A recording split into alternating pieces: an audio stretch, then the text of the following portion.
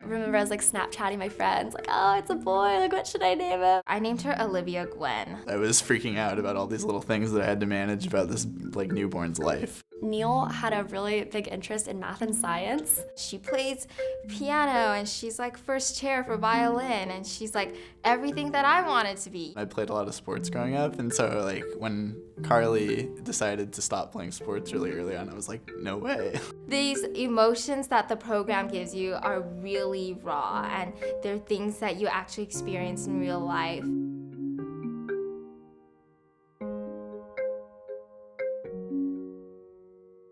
What's motivated me as an instructor all these years is love of the subject. I just think child development is fascinating. The story of how we develop is something we all should be interested in. Where do we come from? How do we get to be the way we are? Our personalities and our skills. Where does that all come from? Really, it's a two-way street. It's not parents imposing something on children and molding them like clay. It's really an interaction of the two. So parents are learning from their children. One of the things I did in writing my textbook was to put my own children in it. I can't separate the fact that I'm a father. I've raised 3 wonderful daughters from the fact that I'm a teacher. Being a parent helped me grow as a developmental psychologist.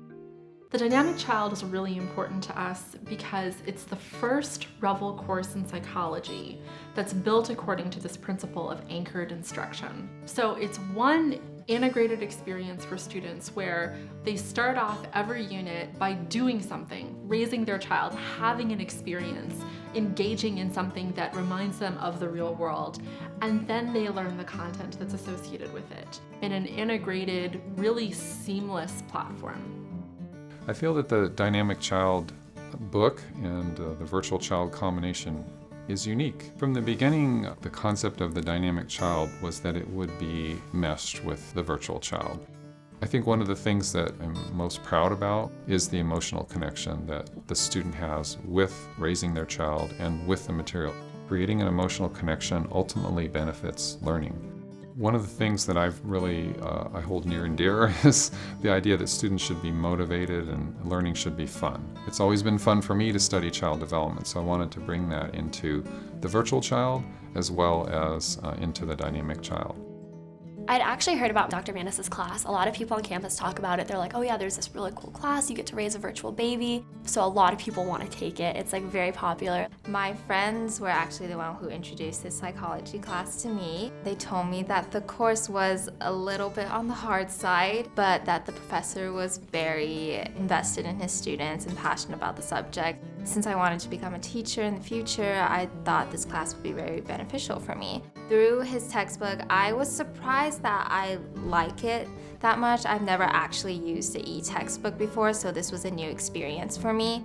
It really targets all of the learning styles for every single student out there. I'm a really visual learner, so I need to see it. So if I can't picture it, I don't get it completely. And so rather than him trying to have like paragraphs explaining like complicated situations, I'll just have like a video of a child acting it out, and then you get it immediately.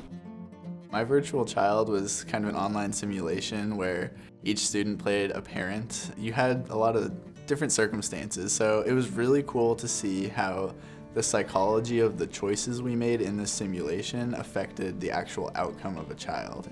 Being emotionally invested definitely amplified my learning. They have you take a personality test. You talk a lot about your personal background. Like before you can even make decisions later on in the program, it already has a set personality for your child, and he already has his own sort of motives. You can't change that, and it's innate and it's like part of you sort of. At the end of the program, like once he goes off to college and everything, it goes back to like the first step. It's like, oh, Neil was born, because you can revisit your options, and it's like, oh, that was so many months ago. Must be what it's like to be a parent. The way the students interact with the virtual children continues to surprise me, even though I've seen it every year. They become attached to their child. They brag about their child. They do a lot of the things that the parents do with their real children. One thing I do want to mention is that when you're raising a child, you hope to open up the world to them and be happy, and to move beyond your family eventually and to go out into the world and be successful.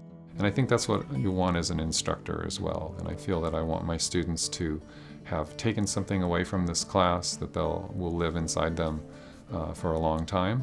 Perhaps they'll do something with children. and reflect back on this experience. And if they do that, I'll feel like I've been a success as a teacher.